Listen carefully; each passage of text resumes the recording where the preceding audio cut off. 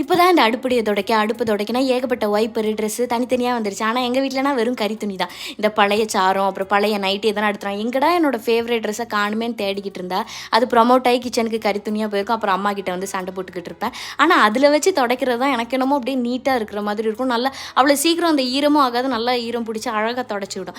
So நான் நேற்று ஃபுல்லாக உட்காந்து டீப் க்ளீனிங் பண்ணுறேன்னு கவுண்டர் பார்ட்னு எல்லாத்தையும் க்ளீன் பண்ணேன். அப்புறம் இந்த செராமிக் ஷாப்பில் போயிட்டு ஒரு அழகான ஜாடி வாங்கிட்டு வந்தேன் உப்புக்கு. ஸோ அதை கழுவி வச்சுட்டு கொஞ்சம் ரீஸ்டாக் பண்ண வேண்டிய வேலை இருந்தது, அதெல்லாம் பண்ணிட்டேன். சரி என்னடா சமைக்கலான்னு பார்த்தா இவ்வளோ வேலையை பார்த்துட்டு எனக்கு திருப்பி சமைக்கணுமாங்கிற மூடே இல்லை. அதனால் வெறும் இந்த தயிர் சாதமும் உருளைக்கிழங்கும் பண்ணிட்டேன். சம்டைம்ஸ் அந்த பிளேட்டில் ரீல்ஸ்லனா அந்த தயிர் சாதம் கூட அந்த உருளைக்கிழங்கு வைக்கும்போது பார்க்க அவ்வளோ அழகாக இருக்கும். நானும் அந்த ஐடியாவில் தான் பண்ணேன். ஆனால் எனக்கு அவ்வளோ அழகாக வரல.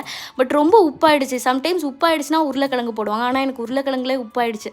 அதனால அது எப்படி கரெக்ட் பண்ணணுன்னு எனக்கு தெரியல. அதனால தயிர் சாதத்தில் லைட்டாக உப்பு கம்மி பண்ணிவிட்டு அப்படியே விரவி எடுத்து சாப்பிட்டேன். காலையில் பண்ண அந்த கட்லெட்டையும் வச்சு முடிச்சேன்.